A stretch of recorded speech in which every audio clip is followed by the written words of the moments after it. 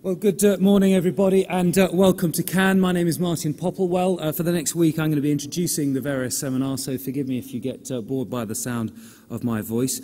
Welcome to this city, for those of you who are back again, and welcome for those who've come for the first time. I know many of you have come from a long way. We have a great week of seminars for you, so I'm not going to bore you with any long introductions, but to jump straight in and ask you what separates a long idea from a big idea.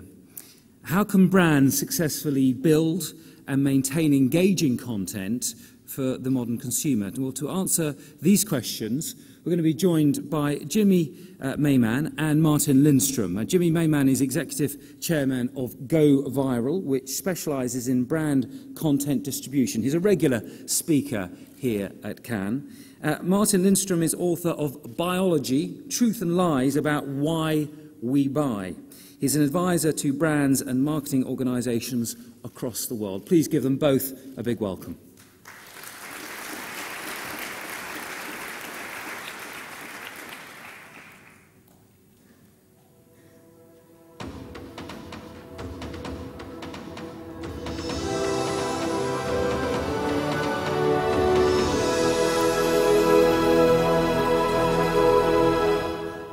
Thank you. Happy to see so many people here on this Sunday. Happy to be back in Cannes. Looks like an interesting week. As you just heard, today what we're going to talk a bit about is, how do you extend the life of a brand? How do you take it better into the online world? We're going to use football as our metaphor and as a starting point. One of the things that we looked at that we thought were quite interesting in terms of the explosion we've seen in platforms, in media, is if you think about something as simple as the World Cup in football. World Cup in football in '66, a big championship, great games, a lot of things going on, a lot of stars. Look at what happened in '66. The only big paper in UK that wrote about the winners was basically the Mirror. They had the story, they ran with the story. That's about it. If you fast forward to not the last one, but the one before 2006 World Cup, the explosion in terms of media, the explosion in channels, the explosion in the ways consumers interact, engage, is enormous. And obviously, for you guys as advertisers or as agencies, you need to try to understand how to tap into this. And what we're standing here today and trying to do is trying to talk to you a bit about kind of that media revolution.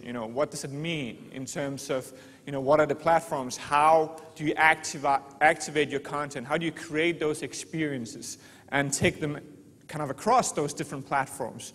Because as we all know, it's not enough today just to be able to do something on TV. It's great to be able to do something on TV, but we need much more if we want to keep the conversation alive, to kind of create those experiences. And as you can see, there's a lot of platforms, that we can play with today. So basically, what we're trying to aim for today is kind of give you some tools, give you some research about what does it take to do this long-term branding.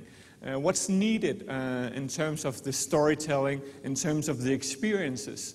And also, of course, then how do you then get them, activated across those different platforms? Because it's not one formula fits all.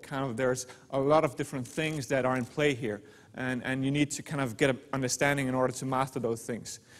Going back to the football metaphor, and my slides are running fast here. Going back to the football metaphor, kind of one of the reasons that football has grown so big is, of course, because of all the money that goes into football. But it's actually a circle that's of course tied back to kind of the experience that football delivers. So sponsorships, the reason why they're big is, of course, because the experience and the way we convey that experience to the audiences, as you saw before, have increased. So there's more platforms, but the product itself is also much more digestible today than it was kind of 20, 40 years ago. One of the other interesting things to look at is Nike, Adidas when we talk about football. And the reason why we bring them up here and we look at shirt sales because that's one parameter that they look at. So looking at the clubs, what are the shirts they're selling, what are they able to sell in terms of the branded products that they have to offer to their consumers, to their supporters. It's interesting to compare these two companies because they've chosen two different paths towards kind of activating the audience, and we're going to come back to how that's going to play out later. But before we go into that, what I want you guys to get a bit of a feel of is kind of what we see is happening with storytelling, that whole evolution. What's happening in our brains. What's the implication of this? And as I'm not the expert in that area, I thought, who was better suited to bring on stage here than Martin Lindstrom, who is kind of a well-known brand author and has done a lot of research in terms of long-term storytelling. So I'm going to bring Martin on stage, so he's going to take the next one. Thank you. Good morning, everyone. I want to tell you one of those stories which for me is unbelievable. My story begins in 2003, where I go to the Pantua temple outside Bangkok in Thailand. And I'm not sure if you've seen David Beckham before, right? But the best way to illustrate David Beckham is actually this guy, because this is Buddha Beckham. And it's a true replica of David Beckham in this temple, believe it or not. You can actually see him for real, or at least in 24 karat of gold. I thought, they must be mad. So I talked to the guy running the temple, why are you doing it? And he said to me, do you know what? The case is with religion, it's powerful, but football is powerful too. In fact, he said, that's kind of a religion for me too. So if I want to attract traffic to my temple, that's what he said. I need to have a golden David Beckham. So I went to India, and guess what? In India, you will have several temples which are dedicated to celebrities and even to brands. Is it too much? Absolutely. But I do find it fascinating, and that was actually the reason why I started to consider, what is the parallel between brands and religion? Is there any parallels here? And in fact, when you look at this, it's kind of fascinating to see that supposedly the oldest brand in the world, at least according to Guinness Books of Record, is 126 years old. It's British. I don't think it's true, because I believe there's some Japanese brands which are substantially older. But this is really the context we're looking at things in. So my question is, what can we learn from the world of religion? Now, just to go back a second or two, I'm going to tell you about a research study which you are the first to hear about. I'll tell you more about that in a second. But in fact, that study shows that we have nothing to talk about today. In fact, in 2001, 15% of everything we talked about was about brands. Today, just 10 years later, 37% of everything you and I talk about every time outside this industry is about brands. Isn't that depressing? But it also shows another thing, that we want something to talk about. So a couple of years ago, I conducted the largest neuroscience study in the world using marketing as my test tool. We were testing more than 2,000 consumers across 5 countries using fMRI. And one of the things I really wanted to find out was the parallel between religion and brands. Now, I know BBC later on has reported on that a couple of weeks ago in the UK. But what I really think is fascinating from this study is this. We actually took the most controversial brands, the most powerful brands from an emotions point of view, and scanned it. Then we took brands, I hope I'm not offending anyone, but weaker brands in terms of emotions. BP is nice, but let's be frank, it's not turning people on. And I haven't seen anyone wear a Microsoft tattoo on them, right? So we took those brands, and then we created a parallel to the world of religion. And what we wanted to find out is, if I see those powerful brands, is the same region in my brain activated as if I really love a certain religion? Now, here's the answer. The answer is yes. Not 100%, but more than approximately 60% of the most powerful brands in the world and the most powerful religions of the world share the same activation in the brain, which I find both scary and deeply fascinating at the same time. So what I did was to jump on a plane, and for 2 years I traveled around the world to interview religious leaders to understand what are the pillars, what are the foundational points which are creating a powerful religion. Now, what they all said was this is really fascinating. These are the 10 points, the 10 pillars which are creating a powerful religion, according to the religious leaders. And do you know what? It was fascinating because they were almost in agreement, all of them, right? The only exception were Buddhism, where power of the enemy was really not the same. But beside that, this is the roadmap for religion. Then what I did was to go back to neuroscience, and we took this, I'm not sure if you've seen this brand before, but we took all those different elements. You had vision, storytelling, power from the enemy, mystery, grandeur, which is to think really big, right? Symbols, sensory appeal to the senses, rituals, belonging, sense of belonging, and evangelism. We took those elements. And then first, we asked more than 6,000 consumers around the world about this brand.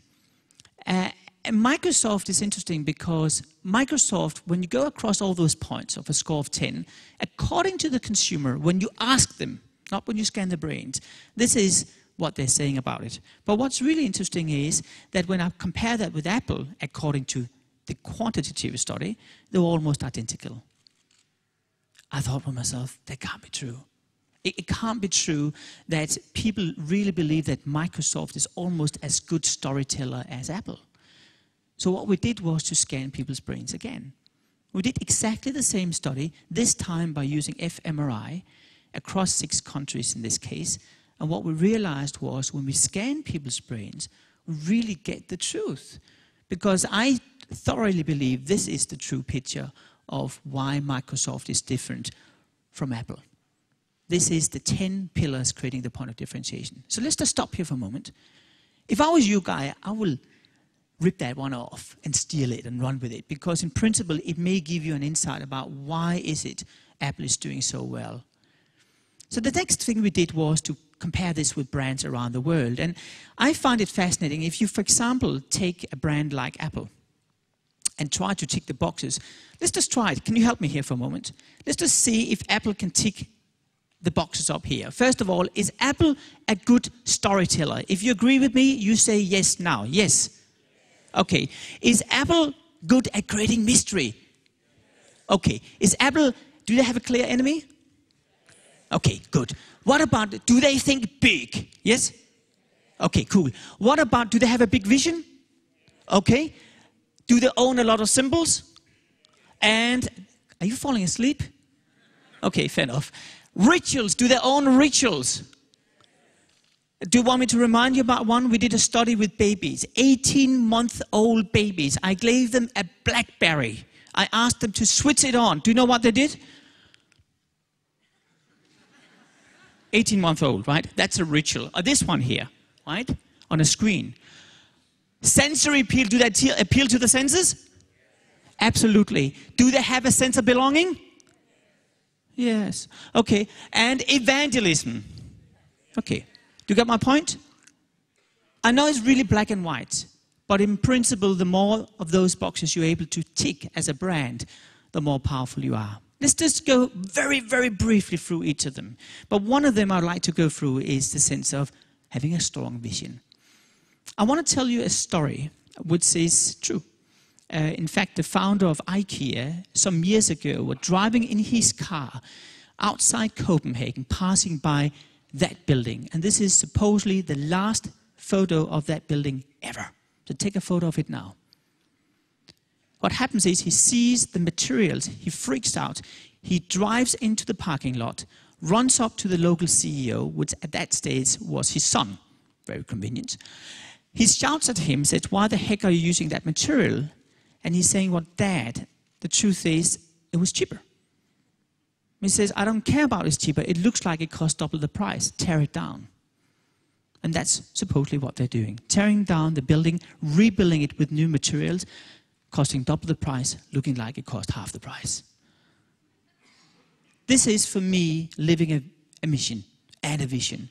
In fact, how do you think the IKEA business card looks like? Do you want to see one from Australia? This is a true business card from Australia. You fill in your own name, right? An email address. Do it yourself.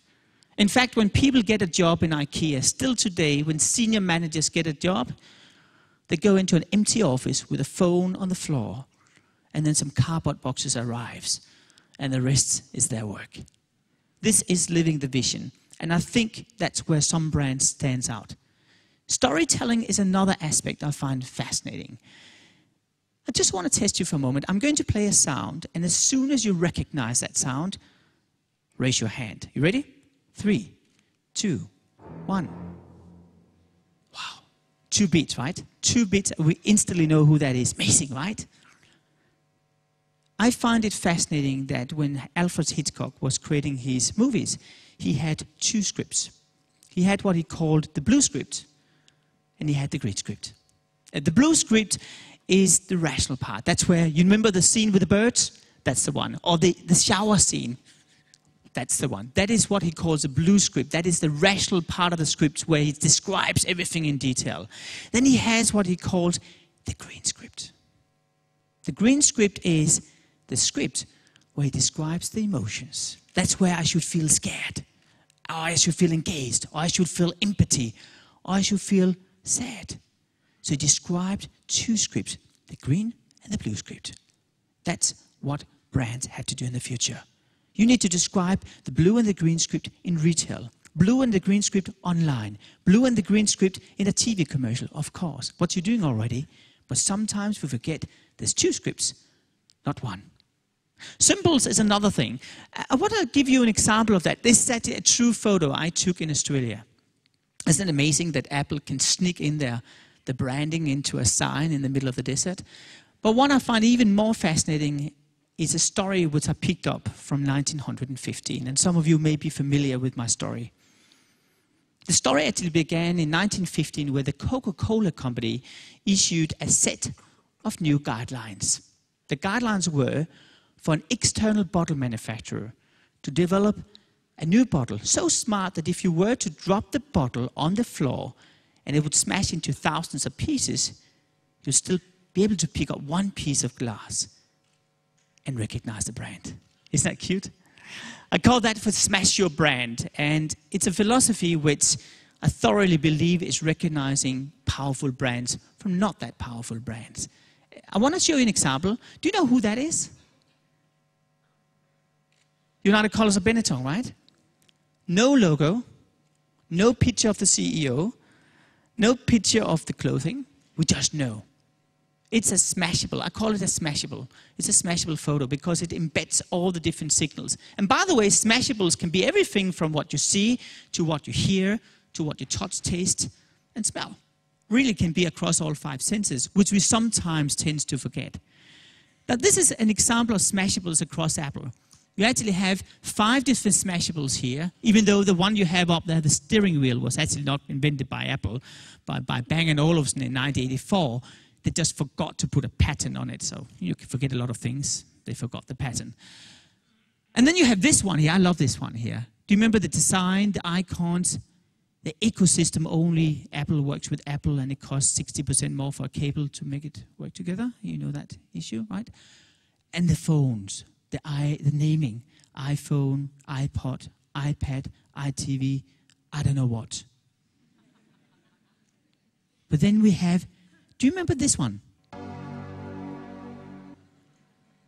Whenever I play that, I always get nervous. Well, look at this film. Do you remember WALL-E? It's interesting because when people watch that movie and you have that piece of product placement where they never show the logo, they never show the products, people from our scans at an unconscious level feel Apple.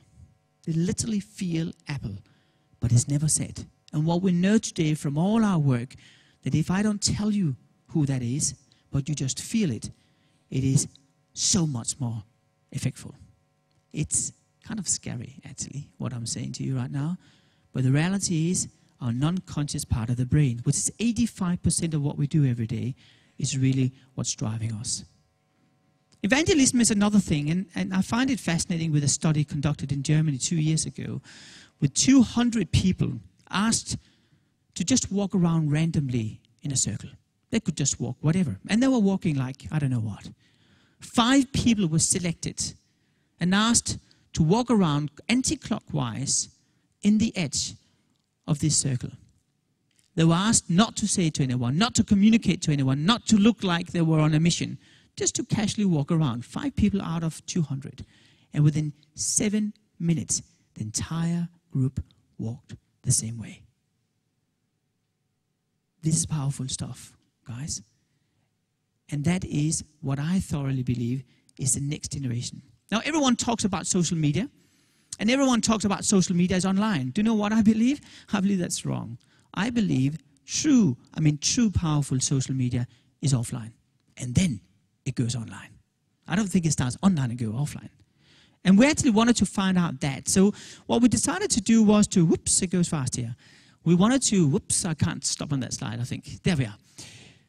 We actually wanted to test this theory, the 1-9-90 theory. The fact that if I have one person and we have 9 evangelists spreading the word of mouth, it will affect the other 90 people. So 1 to 90, leading to 100 people. This theory is now confirmed. That means one person, in fact, if you set it up right, have an influence to 100 people. 1 to 100 is an amazing ratio we work with. So I wanted really to prove this. So last year, we set up the largest word-of-mouth experiment ever in history. We're testing something unusual in Los Angeles, and you're actually the first one to go to see this. I'm a little bit nervous now. Check this one out, because this is actually my next book coming out soon, and this is the experiment. Check this out. It's just 2 minutes video. In September 2009, Hollywood released The Joneses.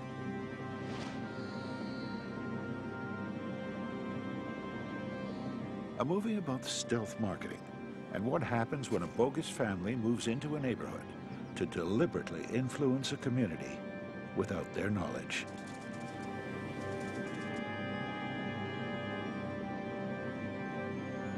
A marketing project that went inside a real family's home, inside their real lives, with one goal: to have them influence the lives of others, to show how people are most vulnerable in their own environment, when they're unaware that a commercial message is sneaking into their heads. I was looking for genuine, I was looking for real, I was looking for a family that is open-minded and open to the process. The perfect family had been found, a replacement Jones family. Except for one important detail: they were the living, breathing, real-time deal.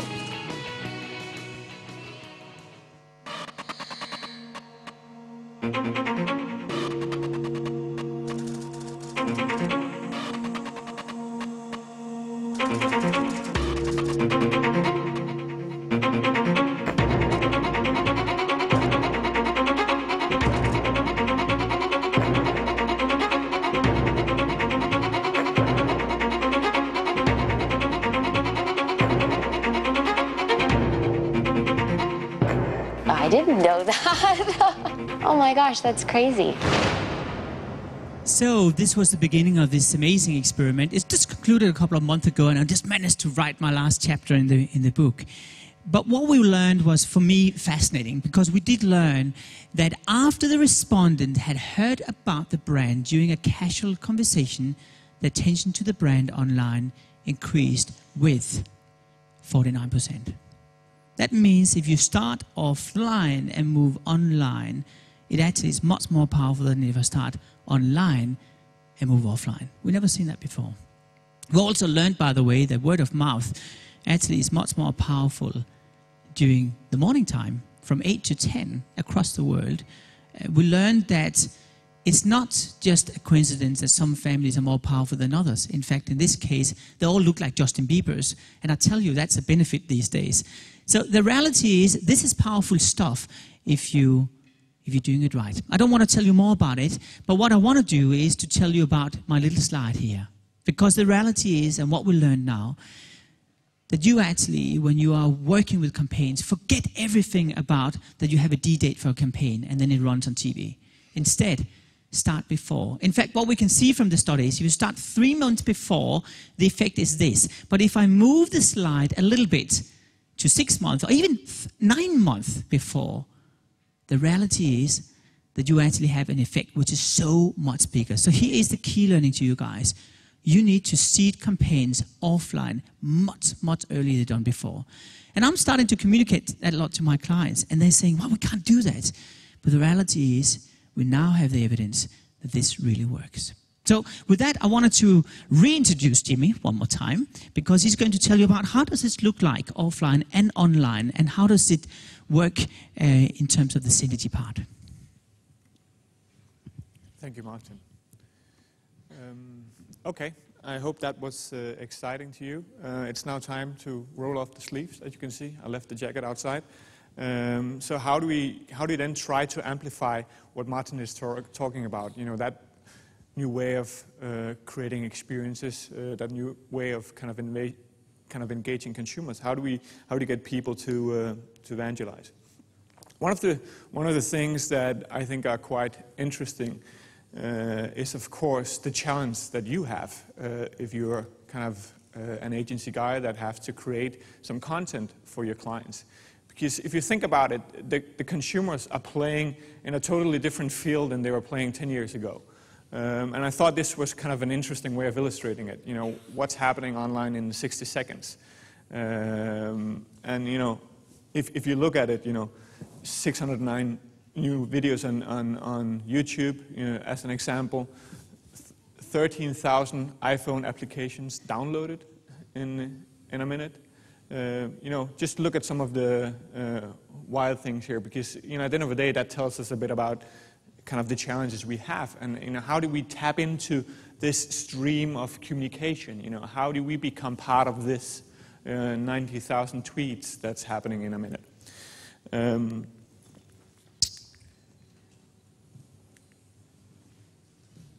Because one of the things we do know is that if we talk online, one of the things that that we've seen is, you know, it's not enough just to have a destination.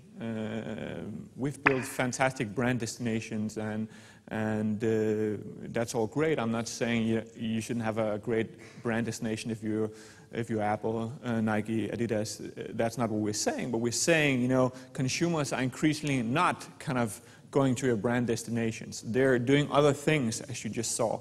And obviously, if we want to be part of that conversation, of those conversations, we need to do things a bit different. So what have changed? What has changed is really, I think, you know, three things. You know, things on the production side have changed. So if you just look from 2006 to 2010 in terms of, you know, how many people are running a blog, how many people are uploading videos. So consumers are increasingly taking part. You know, that's one of the kind of things we have seen, you know, consumer involvement, consumer empowerment on the production side of things. And sometimes it makes sense to kind of try to use that to your advantage. Sometimes it don't, but at least it's an important trend that you need to be aware of. On the publication side, of course, you know, if you look at something like Visit a Social Network, in 2006, not a lot of people were aware of social networks. But today, of course, they're truly important for the online ecosystem. You know, if you don't understand how to get into the social networks with your campaigns, with your content, I think, you know, honestly, I think you have a problem.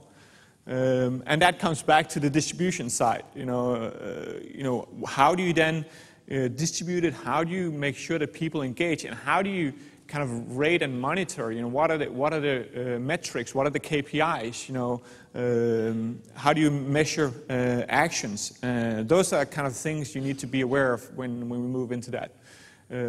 Because at the end of the day, what we see is kind of it's increasingly becoming a world of demand. Meaning again that you know, consumers decide when and where they want to see things. They go to destinations that they want, and they're not as receptive to kind of the old online ecosystem where we threw out a lot of banners and drove them to a brand site. You know, that's not working in an online context today because that model is simply broken. So we need to kind of look at other ways of doing things. As we're here today, you know, one of the things that is amazing to look at from the outside, and I think we can learn from, is with traditional media, how how that's challenged and how that's evolving. So one quite interesting thing that I think is making a very good point for us here today is what's happened with Vogue and the challenge that Vogue have. I don't know if you're familiar with this, but Michelle Phan, set up her own blog. She did that a couple of years ago, and talking about lifestyle, fashion, those kind of things. And today, actually, Michelle Phan is online, more of a lighthouse than Vogue is. 1.6 million subscribers, a lot of monthly views, a lot of fans on Facebook, so they're going into the social ecosystem, a lot of followers on Twitter, a whole profile, and now as she's become so powerful online, she's a business in herself, and as I said initially, a business that's online at least bigger than what Vogue used to be, and think about kind of their platform and their opportunities that they have had in this space. So basically, I think what this illustrates is that if brands are not aware of kind of how to take charge of these new channels, there'll be people like Michelle Phan that will move in and and can transform that business system and ecosystem. So how do you build momentum online? Of course, the key thing still is what most of you guys are involved with. It's the creation of the content, the experience that you want to create. But if you don't understand how to unfold that, how to amplify that, then it's going to be extremely difficult for you to get those experiences across to the consumers, because as we saw initially with the explosion of platforms, there's so many other platforms than the traditional broadcast platforms that we were used to, TV, radio, print. And if we're not tapping into this, it's going to be extremely difficult. A great example of this is how T-Mobile have tried to tap into this new way of coming across with stories and narratives. I'm going to show you the latest one.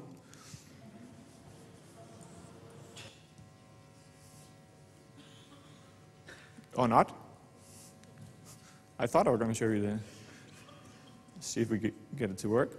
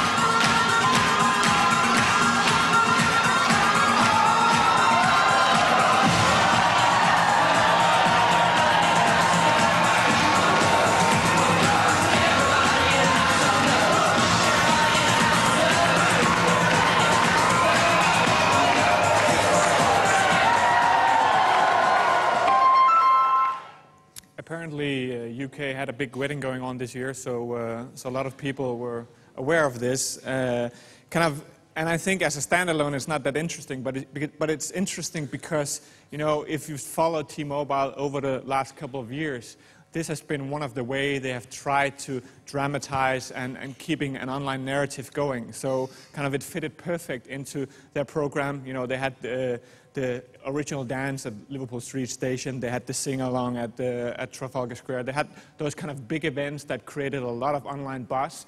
And, you know, therefore tapping into the royal wedding is obviously, you know, spot on in terms of that strategy. You know, the interesting thing is, of course, also, you know, there's a lot of, it got them a lot of exposure, not just the royal wedding, but you know, kind of all the things that they've done.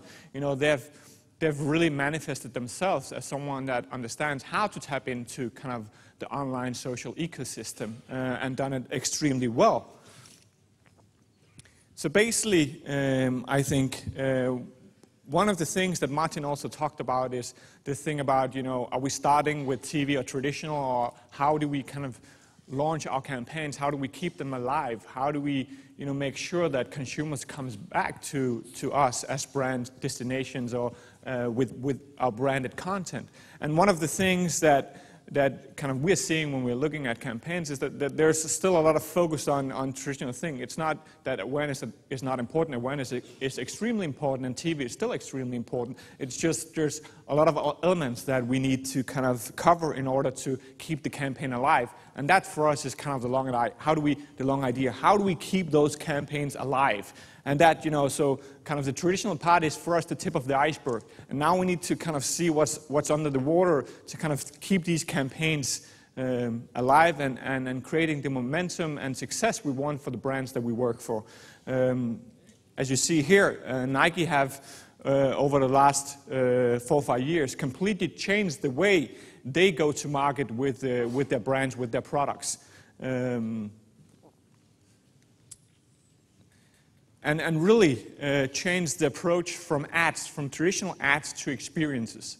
And I think there's a very good learning there for a lot of us. And I know, you know, it's easy, you're Nike, you're a big advertiser, but you know, there's a lot of things to be learned from Nike, and there's a lot of things to take away for other brands, even though they're not in sport and they're not a Nike. So Nike has kind of, and again, I know it's scary if you like doing TV advertising. They've dramatically cut down on the TV advertising spend and the production of the TV ads. Instead, what they have tried to do is create a lot of lighthouse experiences for the consumers.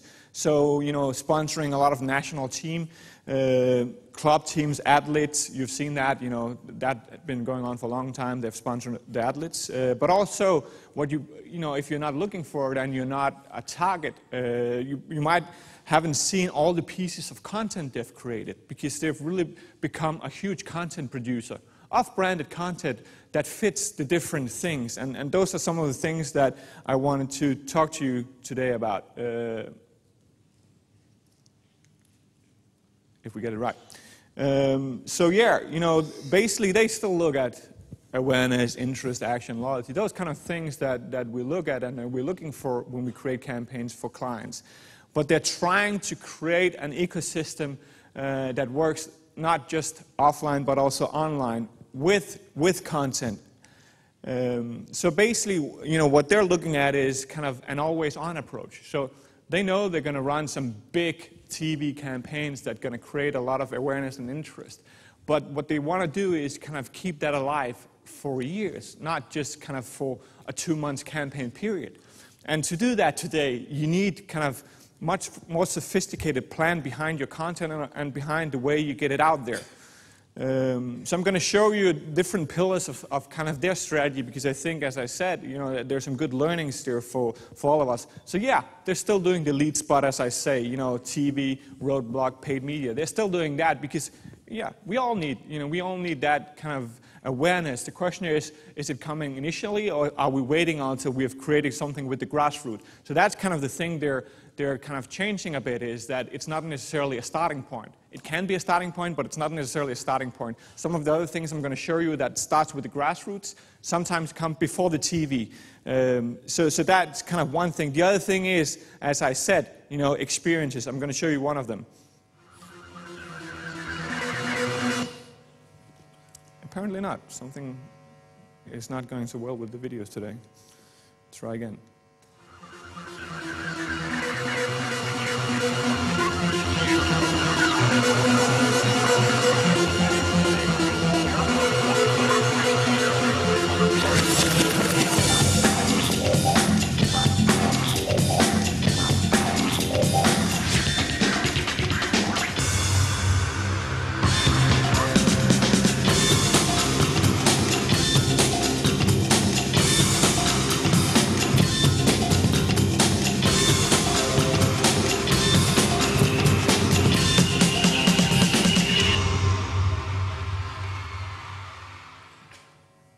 basically Nike Academy, the chance is kind of going back to the grassroots, giving people an opportunity to just do it.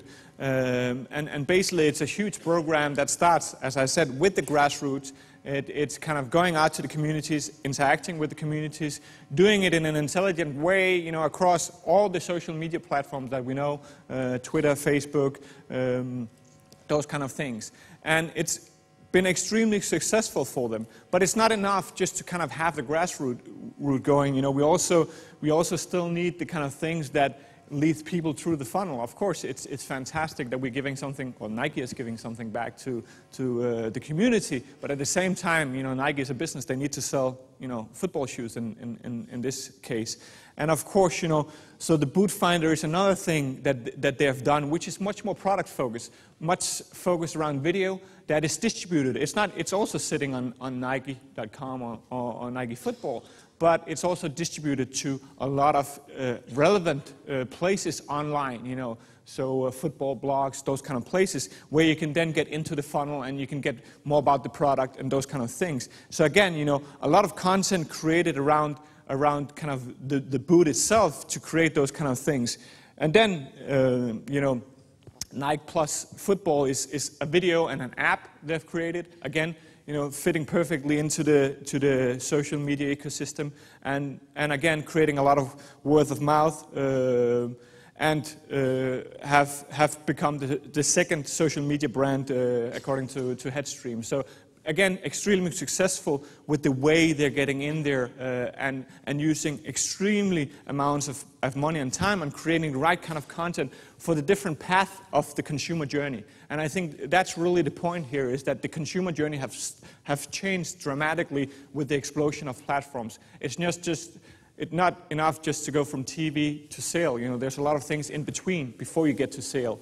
And what they're trying to do is, of course, making sure that when people get to the sales situation, that it's Nike, because of the interaction, the experiences that Nike has delivered, that is the product that they're going to get away with and sell. And coming back to Martin's idea about, you know, kind of how they're doing this, you all know kind of how well they are at kind of designing retail media colors. You know, they have thought this through. You know, it's not just kind of putting things into the social media context. You know, there's a whole system, there's a whole religion behind it, and of course that's kind of what they're doing in order to try to deliver and be successful with what they do. As I said initially, when I had Adidas and Nike up there, I would want to come back to it. The reason why I want to come back to it is that I think Nike has chosen a dramatically different approach than Adidas. So if you think about it, Adidas is sponsoring the World Cup, Nike is not. So basically they're doing a lot of things on the side, the things I'm just talked about. But is that then enough? You know, you have Adidas, a big sponsorship around the World Cup. How do you get in there? How do you get enough exposure? You know, interestingly enough, Nike is not a sponsor of the World Cup, but still, you know, their share around last World Cup was twice as much as Adidas. So I think, you know, it goes without saying that if you do this right, there's a lot of things to be learned from Nike, and there's a lot of good ways of getting into the consumers. And actually, that was my last point. Thank you very much for your time. I hope you enjoyed it, and thank you.